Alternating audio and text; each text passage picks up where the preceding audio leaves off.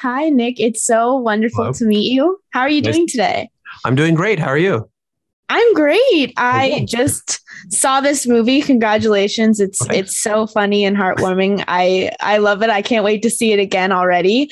Oh, yay. Um I know it's yeah, I really think people are going to enjoy it. I have my theater was cracking up laughing, Oh, and awesome.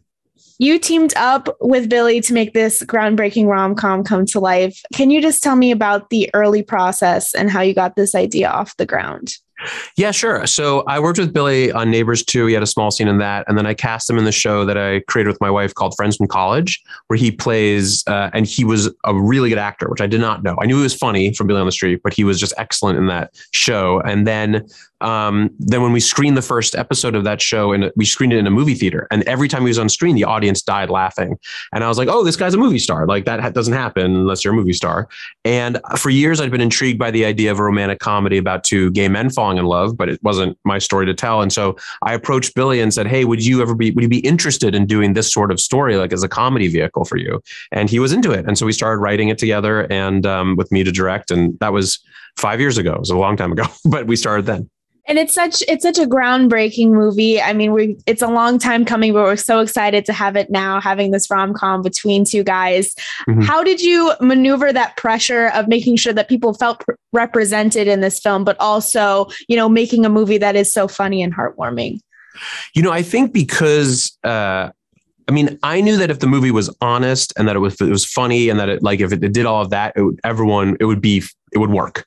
I think that I think from a place of privilege, being straight or whatever, I didn't feel that pressure as much as Billy felt. I think Billy felt a bit more of that pressure, but I knew that we had to tell his story, and his story was going to be, and then we also knew that we needed to expand it and have, the museum board and all these friends and all of this, like have a cast that was diverse and diverse in a comedic way. And also, and just a big funny cast. And so that we kind of made sure to work on both those things. And you mentioned the cast, and they're absolutely amazing. I mean, I have to imagine that being on set with them was just a blast. Could you tell me about just, that experience in working with everyone?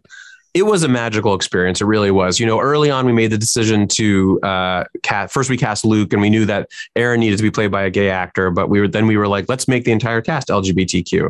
And once we decided that, it was, we did that for a few reasons. But one of the big reasons was when you cast people who you haven't seen before, it's so much funnier. If you think about like Melissa McCarthy and Bridesmaids or something. And so we had all these like comedy, like these people that were so funny. And yeah, those days on the museum board, I was like, this is one of the funniest things I've ever shot. And it kind of every day was another day like that, like the sequence with Steve. Like I remember when that actor showed up, I was like, this guy Brock is so funny. So it was just like that's always exciting. And that's why I'm in comedy. I like love to laugh, and I love to meet people who are funny and come at comedy from a different way, because you're always learning and expanding what you know about this art form. And mixed in with those, I mean, hilarious scenes, there's also this beautiful intimacy that all the characters bring. And there's this rawness, I mean, bringing sex scenes into it, but also just having those vulnerable sides. I mean, can you talk about what making those scenes were like and making sure that you got that vulnerability from everyone? Yeah, I mean, from the beginning, this was going to be an R-rated movie. It's what I make. I don't know how you can make a honest romantic comedy and not have sex in it. That's just like part of dating and romance. It seems strange to me whenever the camera cuts away. And I said to Billy early on, I was like, my joke about shooting sex scenes is like, the only kind of sex scene I'm uncomfortable shooting is like an earnest, sexy sex scene. Like, like if it's funny, like I'm always shooting like funny sex scenes, because I think that that's kind of the way it always is. It's always kind of funny. It's always kind of awkward.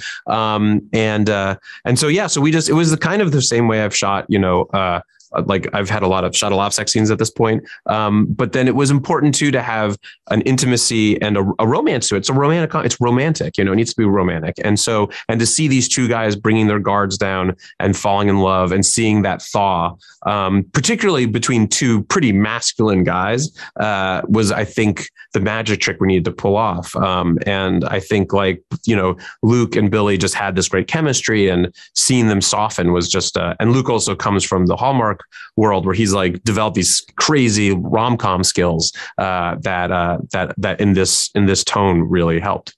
Absolutely. Well, congratulations on the film. That's all the time I have, but thank you so much for chatting. Cool. Thanks so much.